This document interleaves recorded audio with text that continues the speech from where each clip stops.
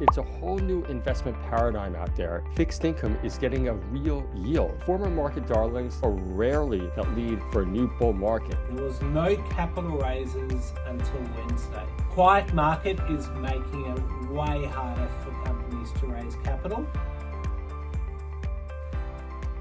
Hello investors, and welcome to yet another 180 Markets Weekly Wrap. Well friends, the definition of insanity is doing the same thing over and over again, expecting a different result, at least according to Albert Einstein. Well, unfortunately, what we have again in the markets this past week are higher interest rates and lower equity prices. And we are now seeing this pattern play out over and over and over again as bond yields have moved up several hundred basis points over the last couple of years. Now, it is not quite as simple as that analogy, because at some point, investors, they will start to anticipate an ending of the cycle and they will buy equities in front of it. But that is not the case for now.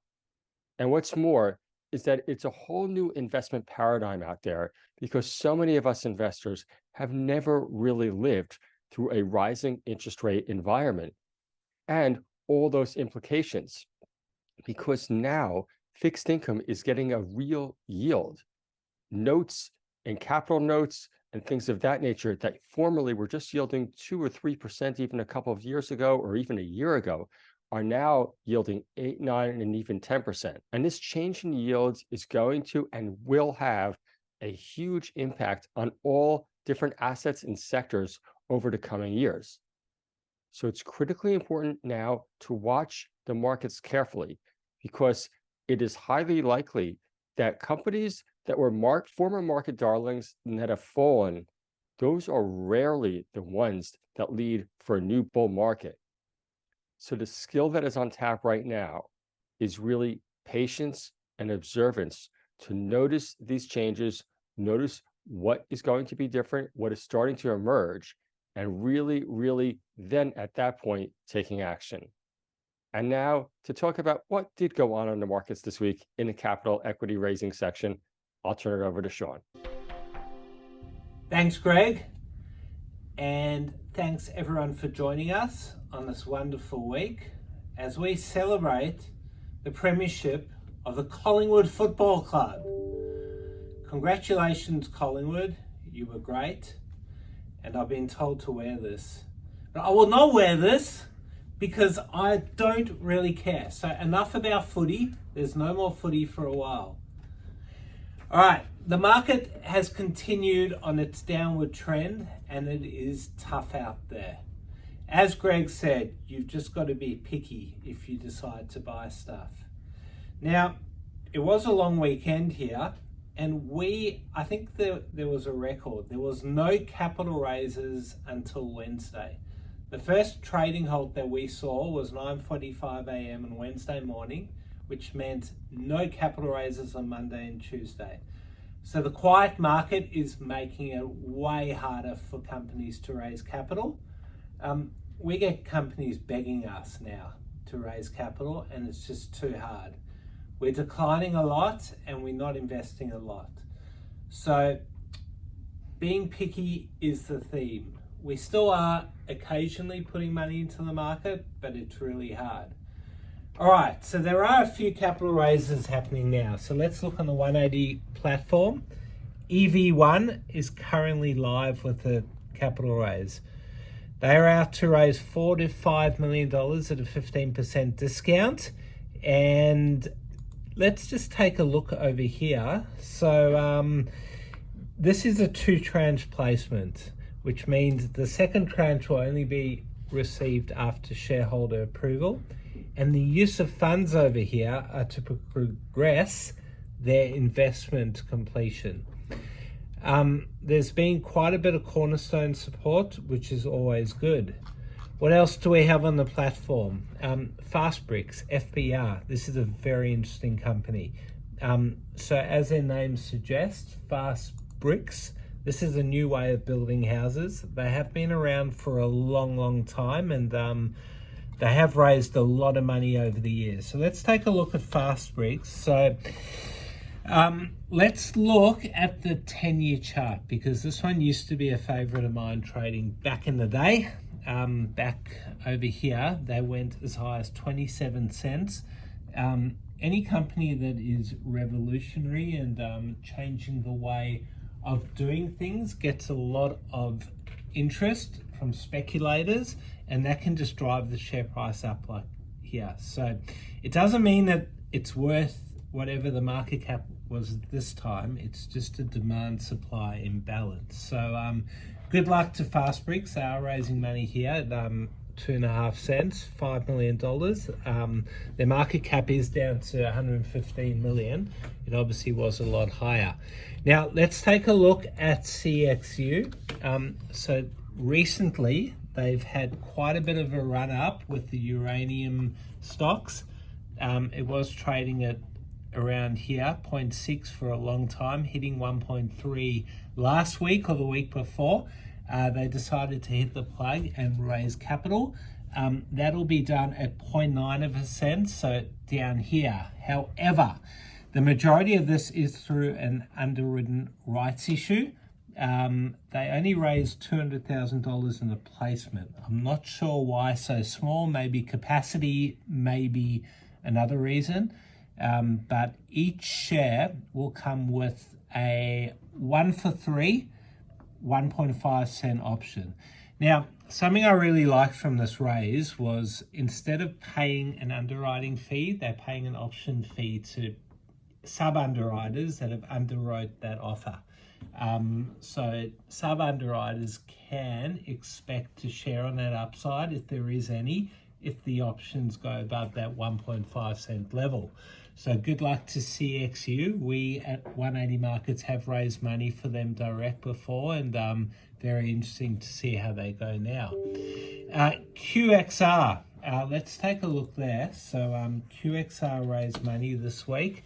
A bit of a precious company. We weren't allowed to put on the platform. They raised $3 million at 2.2 cents. Lucky we could email it out to people on those lists. That was done at a 15% discount to the previous 30-day VWAP. And that is another lithium company. They had a massive run, I'd say about 2.5 years ago. Let's take a look here. So they ran from 2 cents to 8.5, then all the way back. They actually did that twice back in the post-COVID days when the market was hot, but since then it's fallen all the way back down. So yeah, it's another company that raises quite a bit. Let's take a look at what I think would have been the biggest raise of the week, WR1. They raised $30 million at $1.22, or I should say are raising. They're still in the trading hold. That was done through a flow-through mechanic, which is done to Canadian investors, usually at a premium. So they paid quite a bit more than the current price, but because of tax rules there, they get a lot of that refunded and the company gets the money at a higher price. Now, on the board there it says $2.38. Camera boy, is that correct? It appears that it could be, but no, it's not. Someone will step in and share her lovely voice.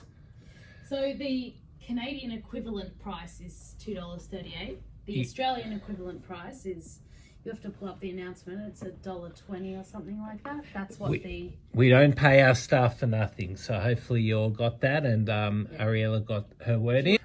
Let's finally take a look at AII. So not one that I follow closely, but it's very illiquid. So they are raising money at 51 cents, and now each share comes with a 1-for-1 69-cent option.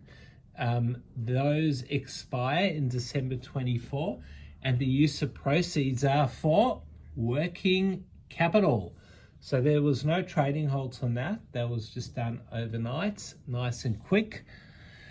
All right, ups. So one stock which has been on our list the whole week, just going up and up, is DXB.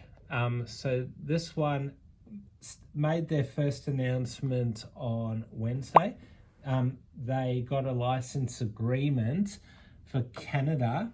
Now, the market loves that. Anytime you get some sort of big agreement, especially overseas. So on Wednesday, they first had a movement, and let's take a look at that 30-day chart. So they moved from 6 cents to about 10, 12 cents. Yesterday, they went up to 16, and today it's up another 41% to 22 cents. So traders are clearly having fun there, and yeah, hopefully the fun will continue. But we're only recording this at midday on Friday, so it will be very interesting to see how they close. By the time people watch this, I'm guessing it would be lower, but hey, I'm probably wrong, and I've been wrong a lot of times before.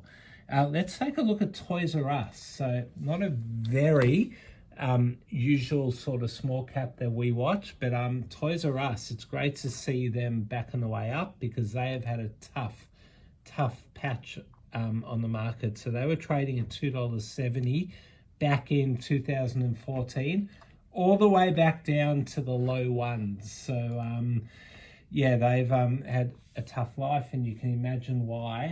It's a pretty alternative sort of old style business that has become a bit of out of fashion, but they are trying to get through. And Toys R Us currently have a market cap of 11 million, and they did have a good week this week. So they appointed Kelly Humphreys as a non-executive director, and yeah, that caused the price to go up. So go Kelly, keep your stuff going. Let's take a look at BNR. So this is a very interesting company that had a strong run this week. They are down today, but on Wednesdays they had a big run up after they received a green light from the EPA, and their drilling will now proceed. And obviously that got the market very excited. So hopefully that'll continue. Now, another biotech that we're going to take a look at is Noxopharm, NOX. I actually remember when they listed back in the day.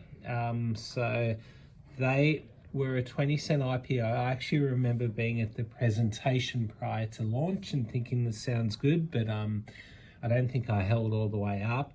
They went to $1.30 after listing, because it's it actually does have a pretty impressive board, and or they did. I haven't followed it for a while.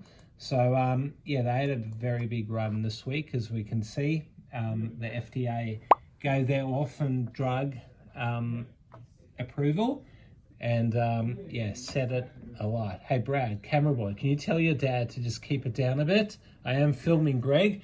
All right, let's take a look at Downs, and Mr. Lowe will be down if he doesn't keep his voice down.